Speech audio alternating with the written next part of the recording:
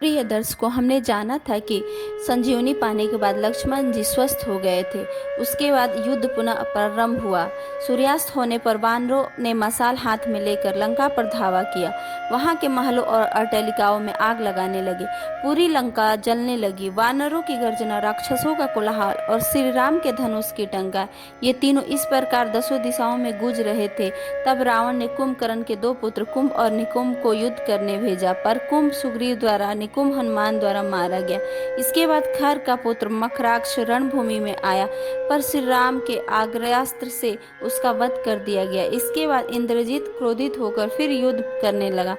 इस पर बार उसने मायामयी सीता का निर्माण करके उसे भी अपने रथ पर बैठा लिया। फिर वानरों की सेना को अपनी ओर आते देखा। उसने उस सीता के केस पकड़कर सबके सम्मुख उसका वध कर दिया। यह समाचार पाकर श्री राम शोक से मूर्छित हो गए। होश आने पर उन्होंने अपने सम्मुख विभीषण को खड़े हुए देखा।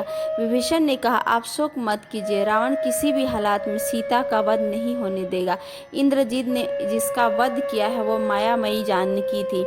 इंद्रजीत अब शक्ति प्राप्त करने के लिए निकुंभला मंदिर में होम करने गया है। यदि यह अनुष्ठान पूरा हो गया तो वो अजय हो जाएगा। अतः लक्ष्मण अभी जाकर उसे अपने बाणों से होम कर्म त्याग करने को विवश करे। श्री राम तब विभीषण और हनुमान के साथ लक्ष्मण को इंद्रजीत का यज्ञ विध्वंस करने के लिए भेजा।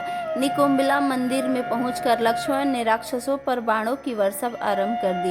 इसके कारण इंद्रजीत का अनुष्ठान समाप्त होने से पहले ही युद्ध के लिए उठना पड़ा।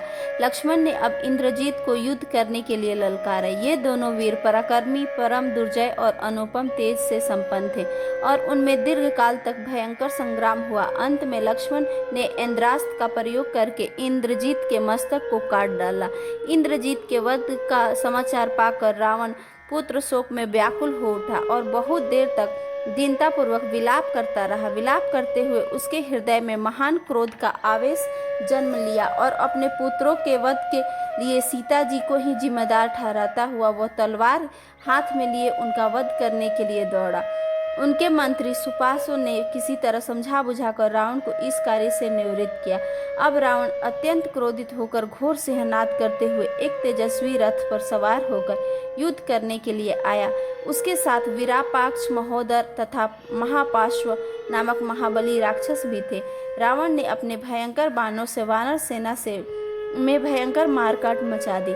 वानर भयभीत होकर रणभूमि से भागने लगे। यह देखकर सुग्रीव युद्ध करने आए और शीघ्र ही विरूपाक्ष के ललाट पर काट दिया। इसके बाद अंगद ने अपने मुक्के के वार से महापार्श्व का वध कर दिया। अब श्री राम युद्ध की बारी आई। रावण श्री राम पर बाणों की वर्षा करने लगे। श्री राम भी उसका उत्तर अपने तेजस्वी बाण से देने लगे। उनके भयंकर युद्ध संपूर्ण धरती को थर्रा उठी। रावण ने श्री राम पर मायासुर द्वारा बनाया गया भयंकर अस्त्र छोड़ा, पर श्री राम ने उसे गांधर्व नामक श्रेष्ठ अस्त्र द्वारा शांत कर दिया। इसके बाद रावण ने सूर्यास्त्र का प्रयोग किया, पर उसे भी श्री राम ने बाणों द्वारा नष्ट कर दिया। लक्ष्मण ने तब बाणों से रावण के धनुष को काट डाला और विभीषण ने रावण को घोड़े को मार गिराया। इस पर रावण ने क्रोधित होकर विभीषण पर एक ब्रज के समान शक्ति चलाई, पर लक्ष्मण ने उसे 3 बाणों से के बीच ही में ही काट दिया। क्रुद्ध होकर रावण ने एक अमोघ और महाभयंकर शक्ति के प्रहार से लक्ष्मण को बुरी तरह घायल कर दिया, पर वैद्य सुसेन ने हनुमान द्वारा महोदय पर्वत से लाई गई औषधियों द्वारा लक्ष्मण को पुनः स्वस्थ कर दिया। श्री राम और रावण का युद्ध फिर आरंभ हुआ। इस बार देवराज इंद्र ने अपना दिव्य रथ श्री राम की सेवा में भेजा। दोनों ही महान धनुधर तथा दिव्यास्त्रों के जानकार थे, अतः उनमें अब जो युद्ध हुआ वो बड़ा ही अद्भुत और रोंगटे खड़े कर देने वाला था। श्री राम ने कुपित होकर एक विषधर सर्प के समान बाण का निशाना लगाया। उसके द्वारा रावण एक समस्त मस्तक काट डाला, पर उसकी जगह रावण का वैसा ही दूसरा सिर उत्पन्न हो गया। जब श्री राम ने वो भी काट डाला तब पुनः एक नया सिर उत्पन्न हो गया। इस प्रकार कई बार हो जाने पर भी श्री राम चिंता में पड़ गए। तब राम के सारथी ने उनसे कहा, प्रभु, रावण के वध के लिए आप ब्रह्मा जी के अस्त्र का प्रयोग कीजिए। तब राम ने अगस्त्य मुनि का दिया हुआ एक अत्यंत तेजस्वी बाण अपने धनुष पर रखा। इसका निर्माण ब्रह्मा जी ने इंद्र के लिए किया था, पर वह बाण दीप्तिमान ब्रज के समान कठोर और अग्नि के समान भयंकर था। श्री राम के धनुष से छूटते ही उस महान वेगशाली बाण ने रावण के हृदय को विदीर्ण कर डाला और उसके प्राण लेने के लिए बाद धरती में समा गया। इस तरह रावण का वध हुआ। रावण का दाह संस्कार किया गया और विभीषण को विधिवत लंका के राजपथ पर अभिषेक हुआ। इसके बाद श्री राम ने विभीषण को सीता जी को उनके समीप लाने को कहा। अलंकारों से सुसज्जित करके और पालकी पर बैठाकर देवी सीता को श्री राम के पास लाया गया। अब श्री राम अयोध्या जाने के उद्यत हुए और उन्हें वहां शीघ्र ही पहुंचने के लिए विभीषण ने पुष्पक विमान मंगाया गया। वानर वीरों ने अपने प्राणों का भय छोड़कर प्रभु श्री राम का काम किया। इसलिए जाने से पहले श्री राम ने विभीषण के सभी वानरों को रत्न और धन देकर सत्कार करने को कहा।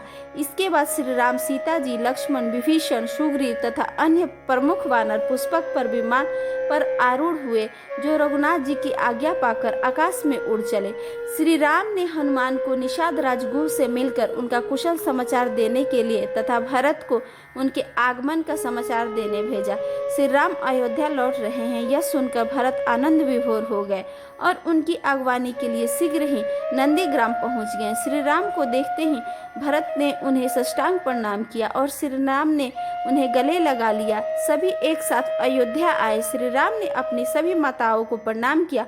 सभी प्रधान को, श्रेष्ठ वानरों को वस्त्र और आभूषण भेंट दिए। श्री राम का राज्य अभिषेक हुआ और प्रजा में प्रसन्नता की लहर दौड़ पड़ी। उसके बाद कुछ दिन के बाद लव कुश का जन्म हुआ।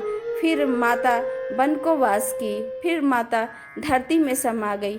इसके बाद रामायण समाप्त हुआ।